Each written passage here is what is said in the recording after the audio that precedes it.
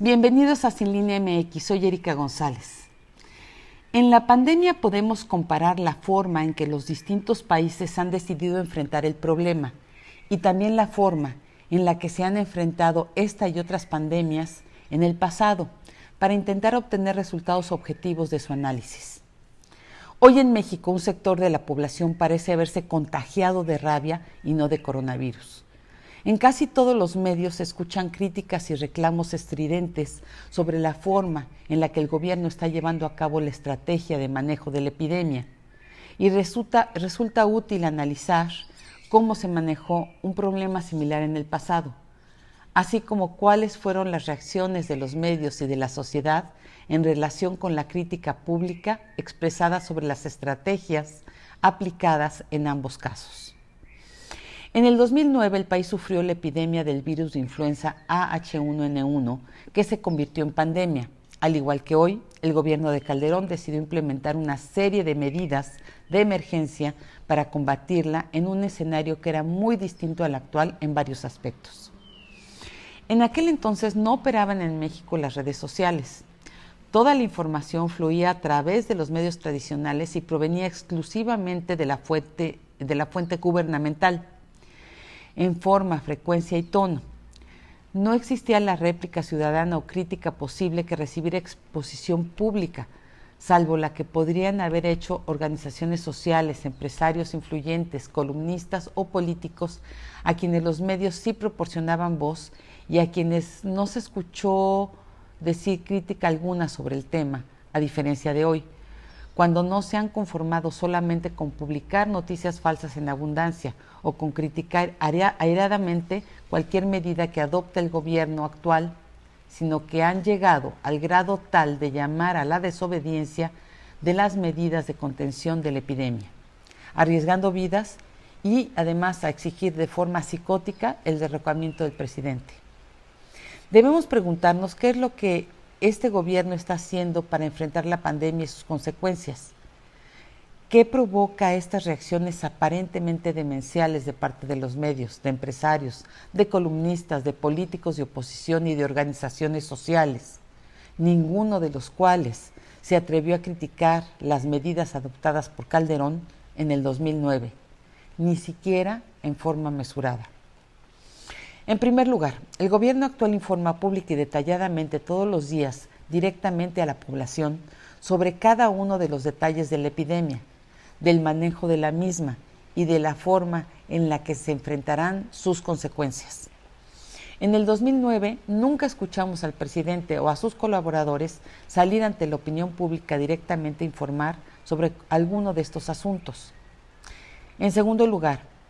en la epidemia anterior, el Ejecutivo emitió un decreto que fue, de hecho, una suspensión de garantías, siendo que esto no es una facultad del presidente, sino del Poder Legislativo. En el decreto se otorgaba poder al secretario de Salud para aislar personas, inspeccionar a todo sospechoso, ingresar a domicilios, utilizar los recursos del sector público, social o privado, regular el transporte, suspender congregaciones de personas, realizar compras de manera discrecional sin procedimiento alguno. En la actual emergencia sanitaria, el gobierno ha sido insistente en rechazar la implementación de cercos militares o policíacos, apelando a la inteligencia y a la madurez de la población, que ha respondido mayoritariamente en forma prudente, sin necesidad de coerción alguna.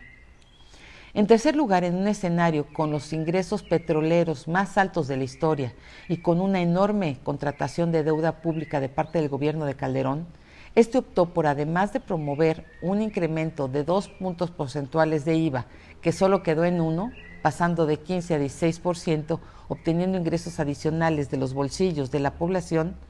por 32,000 millones de pesos, que en teoría serían invertidos en ventiladores hospitalarios y vacunas. Por otro lado, no se implementó entonces ningún programa de apoyo para pequeñas empresas o para la población más vulnerable.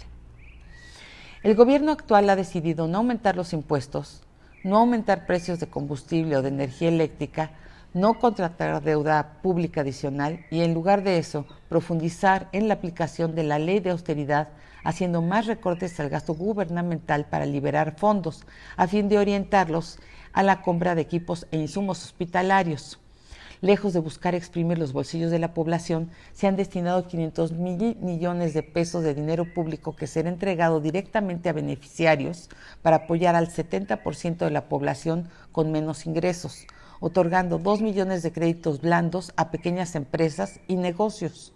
Dar crédito para vivienda, mantener las dispersiones de fondos destinadas a los programas sociales de los habitantes más vulnerables y crear 2 millones de empleos en este año.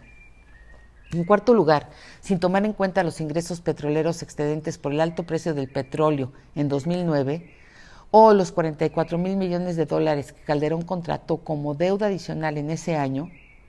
de los 32,000 millones de pesos adicionales que recibió el gobierno por los contribuyentes por el aumento del IVA, solo invirtió 1,200 millones en 51 ventiladores hospitalarios y en 28 millones de vacunas, de las cuales más de 1 millón resultaron inservibles. El gobierno actual, en un escenario con el precio del petróleo más bajo de la historia, sin contratar deuda adicional y sin subir impuestos, ha adquirido más de 2,000 ventiladores hospitalarios, millones de piezas de artículos de protección sanitaria y ha implementado un operativo relámpago de desarrollo tecnológico y producción nacional que podrá surtir otros 700 ventiladores fabricados en México antes de la fecha que se contempla el levantamiento de la emergencia sanitaria. Después de revisar estos datos, nos preguntamos si la epidemia de rabia, que vino aparejada a la del coronavirus, que afectó a medios de información tradicionales, columnistas, organizaciones sociales, a grandes empresarios y a unos cuantos gobernadores, pudiera deberse a que el gobierno disminuyó su gasto de publicidad y no gastó cientos de millones en ese concepto como se hizo en el 2009, o a que ahora ya no hay condonación de impuestos a grandes corporaciones, o que ya no hay dádivas y chayotes para columnistas, o que ya no se reparte dinero a los gobiernos estatales, sino que se les entregan insumos que no se pueden robar, o a que el dinero que se destina al 60% de la población de menos ingresos ya no pasa por las manos de organizaciones civiles que les descontaban su tajada,